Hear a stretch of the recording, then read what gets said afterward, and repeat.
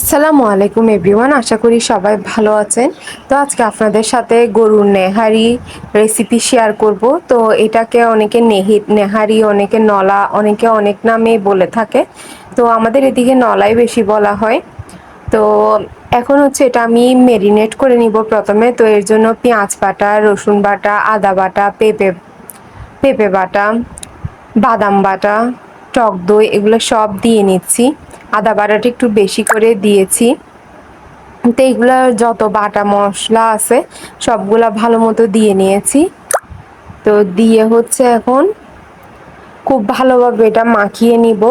তো এরপর হচ্ছে আমি গুঁড়া মশলাগুলো দিয়ে নিব, মানে হচ্ছে হলুদ গুঁড়া, লাল মরিচের গুঁড়া, জিরা গুঁড়া, তারপর মেজবানি মাংসের যে রাঁধুনি মেজবানি মাংসের যে গুঁড়া মশলাটা আছে সেটা, এবং গরম মশলা গুঁড়া, এগুলো দিয়ে সরিষার তেল এবং সয়াবিন তেল, দুই ধরনের তেলই আমি এখানে ব্যবহার করব। তো এতে করে আমার মনে হয় ফ্লেভারটা অনেক সুন্দর হয়। তো এগুলো সব দিয়ে খুব ভালোভাবে মাখিয়ে নিচ্ছি। তো এটা এক হাতে মাখাতে আসলে কষ্ট হচ্ছে, কিন্তু কষ্ট হইলেও ভাবলাম আপনাদের জন্য একটু ভিডিওটা করে নিই। তো অফ ক্যামেরায় গিয়ে আমি এটা আরো ভালো করে হচ্ছে মাখিয়ে নিয়েছি। তো মাখিয়ে নিয়ে এটা আমি একদম মানে বেশি করে পানি দিয়ে এটা বসিয়ে দিব আমি। তো আমার মাখানো কমপ্লিট হয়ে গিয়েছে, এখনই খুব সুন্দর একটা স্মেল আসতেছিল। তো এখন হচ্ছে এখানে অনেক পানি দিয়ে এটা হচ্ছে এখন চুলায় একদম হাই হিটে বসিয়ে দিব।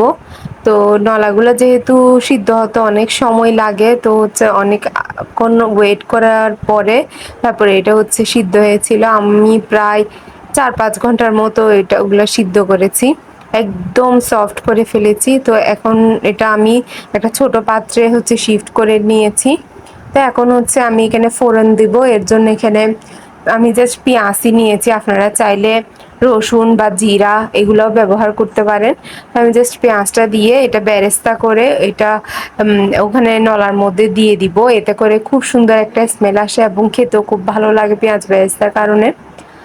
তো এখন হচ্ছে এটা খুব ভালো করে মিক্স করে নিচ্ছি। মিক্স করে আমি হাই হিটে কিছুক্ষণ জাল করে নিব। তো জাল করে নিলে আমার নলাটা একদম রেডি হয়ে যাবে। তো নেহারির মাংসগুলো আসলে খুব ভালো মতো সিদ্ধ হয়েছিল। তো এটা আপনারা যখন আমি খাবো তখন নিশ্চয়ই দেখতে পারবেন।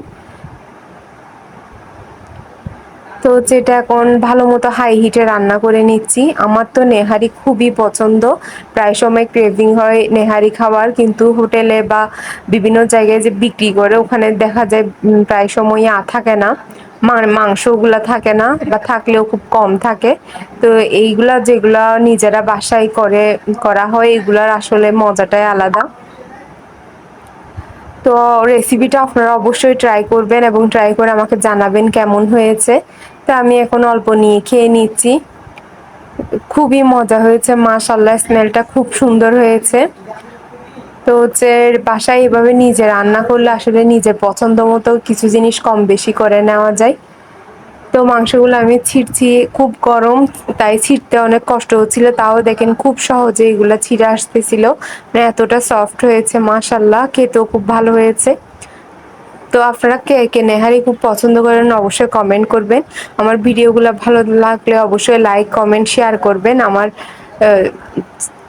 পেজটা ফলো করবেন এবং আমার ভিডিওগুলোর সাথে থাকবেন। Thanks for watching, tata.